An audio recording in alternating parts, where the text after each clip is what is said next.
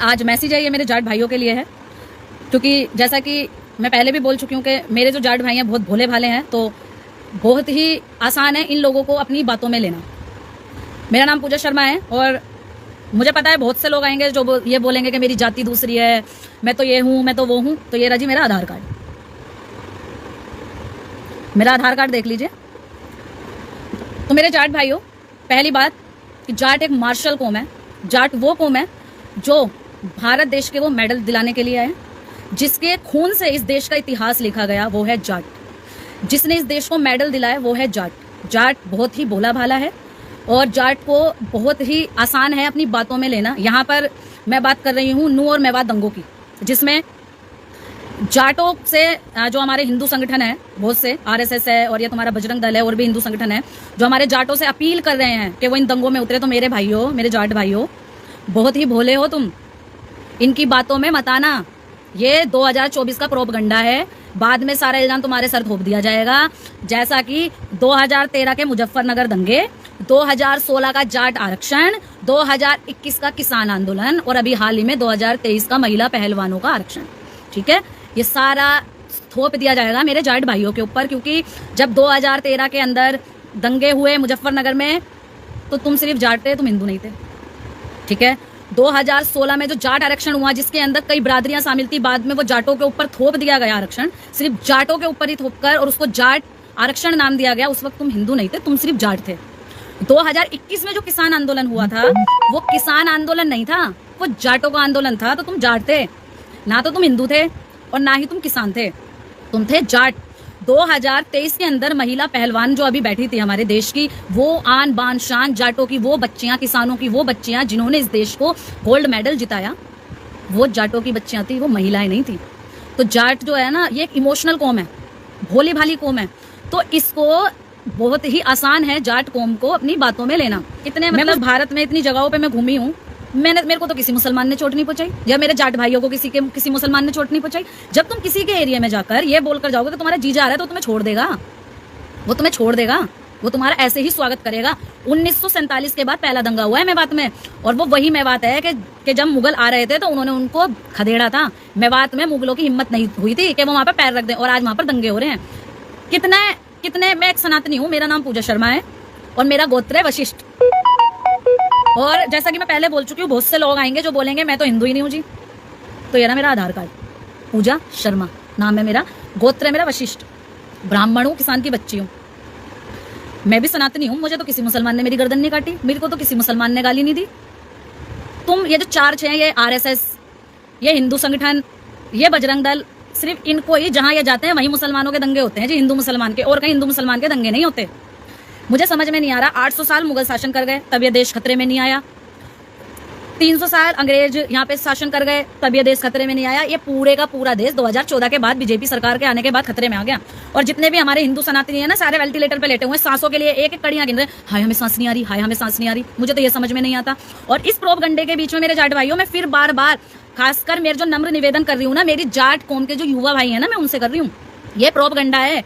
याद रखना 2013 के अंदर जो मुजफ्फरनगर दंगे हुए थे, तुम जाट थे, तुम हिंदू नहीं थे।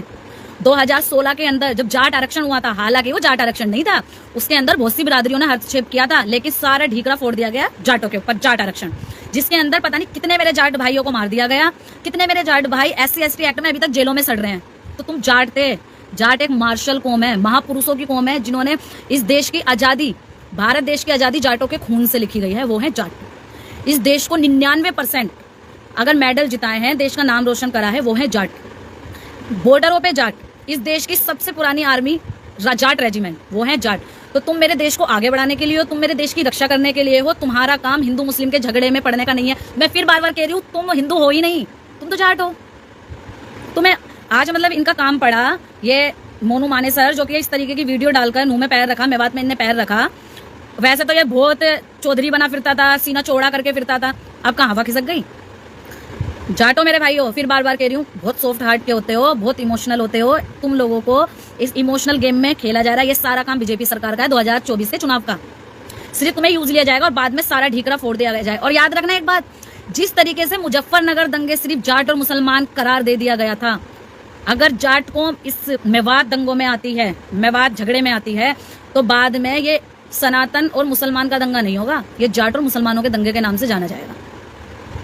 क्योंकि इनका यही काम है। मैं पूछती हूँ कितने बीजेपी के नेताओं के बच्चे ऐसे झगड़ों में आते हैं। और सुनिए, ये जितने बजरंग दल हैं, ये जितने हिंदू संगठन है, जितने आरएसएस वाले हैं, इन सबको आती है फंडिंग बीजेपी सरकार से। तो इनका तो काम है जी, हिंदू खतरे में डालो और वोट बैंक बढ़ाओ, हिंदू खतरे में डालो और राजनीति खेल जाओ, हिंदू खतरे में डालो और प्रधानमंत्री बन जाओ।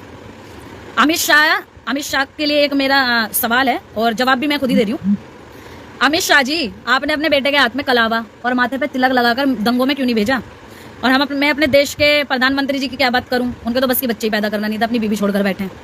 ये जितने भी दल्ले बैठे हुए हैं ना बीजेपी के, मैं उनको एक बात पहुंचाना चाहती हूँ, एक मैसेज पहुंचाना चाहती हूँ। और भाइयों, इस वीडियो को शेयर करते जाना, उन लोगों तक पहुंचा देना इस वीडियो को। और उन लोगों तक पहुंचाओ या मत पहुंचाओ, मेरे जाट भाइयों तक जरूर पहुंचा देना। जाट एक मार्शल कौम है जिनने महापुरुषों को जन्म दिया है। इस देश की मिट्टी में जाट का खून शामिल है, इस देश की आजादी में जाट का खून शामिल है।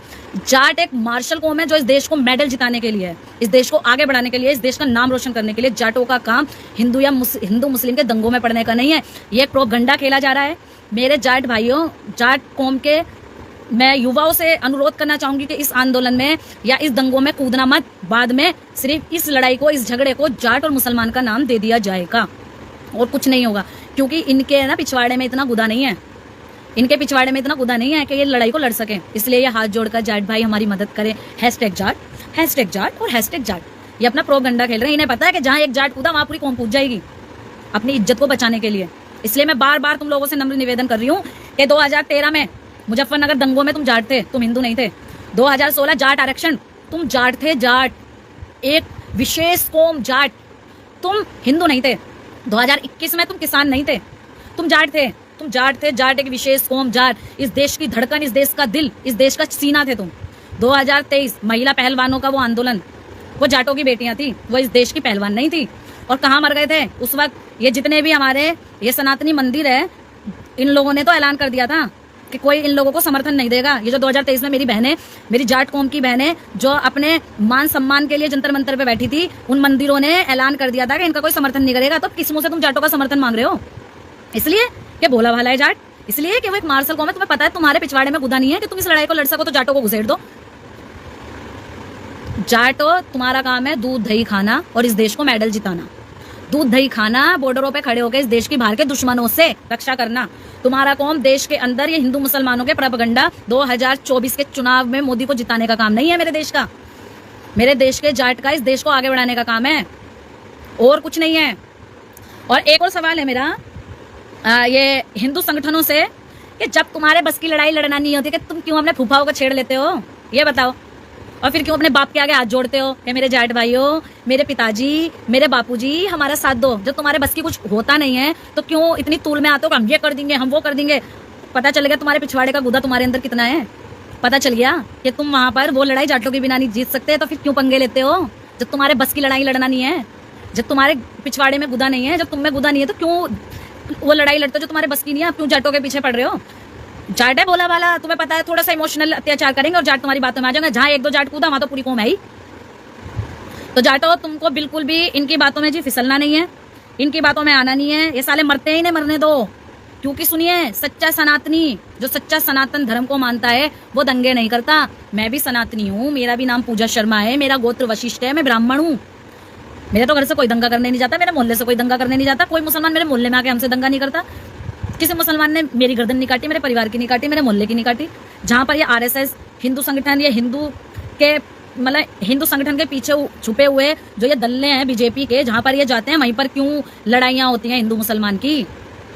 और क्यों मेरे देश का हिंदू, मेरे देश का सनातनी 2014 के बाद ही खतरे में है? और क्यों 2014 के बाद ही हिंदू और मुसलमान में इतने दंगे होना शुरू हो गए? आज से पहले 2014 से पहले मुस्लिम नहीं थे इस देश में, 2014 से पहले कोई कौम नहीं थी इस देश में। 2014 के बाद ही हिंदू मुसलमान आए, पैदा हुए। सनातन धर्म 2014 के बाद ही पैदा हुआ, उससे पहले सनातन धर्म नहीं था, उससे पहले सनातनी नहीं थे, या उससे पहले मुसलमान नहीं था। 2014 के बाद ही हिंदू मुसलमान के झगड़े क्यों शुरू हुए, सोचना आपको है। और मैं बार बार अपील कर रही हूँ मेरे जाट भाइयों से कि तुम एक मार्शल कौम हो, तुम इस देश का सीना हो, इस देश की धड़कन हो, इस देश की आन बान शान हो।